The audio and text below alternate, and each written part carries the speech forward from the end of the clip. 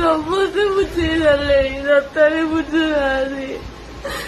ଛୁଟି 10 ଦିନ ଆସିକି ଖାଲି ଝଗଡ଼ା ଚାଲିଛି।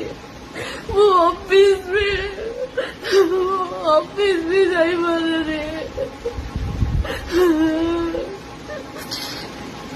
ତାଙ୍କ ଭାଇ ବି ବୁଝେଇବେ କଣ? ଆରେ ସିଏ ଏତେ ଦିନ ହେଲା ଆସୁଛନ୍ତି, ମୋ ସହିତ ଟାଇମ ସ୍ପେଣ୍ଡ ବି କରିନାହାନ୍ତି। ଏଇଟା ଆଉ ଥରେ ତା ଭାଇ ଆସିକି ତାକୁ ନେଇଗଲେ। ମୁଁ କହିଲି ମୁଁ ବି ଯିବି, ତତେ ବି ମତେ କହୁଛନ୍ତି ତତେ ଲାଗୁଛି ଆଉ ତୋର ଭଳିଆ ରିଲେସନରେ ଆମେ ରହିପାରିବା?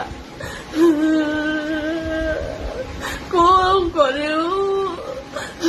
5 ବର୍ଷ ରହିଲି, ସବୁ ସରିଲା ପରେ ପୁଣି ମ୍ୟାରେଜ ପରେ କିଏ କହୁଛି ଏମିତି ରହିବେନି ବୋଲି? କାହିଁକି ମତେ ବାହାଉଥିଲ ତାହେଲେ?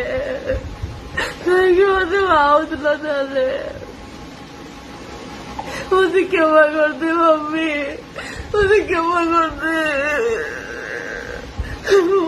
ନିଜକୁ ସମ୍ଭାଳି ପାରୁନି। ଫ୍ୟାମିଲି ସେ ସୁଧୁରିବେ, ତଥାପି ସୁଧୁରୁ ନାହାନ୍ତି। ଜଣକୁ ଡିଭୋର୍ସ ଦେଇକି ଆଉ ଜଣଙ୍କ ସହିତ ବି ଏମିତି କରିକି ଡିଭୋର୍ସ ଦେବାକୁ ଯାଉଛନ୍ତି।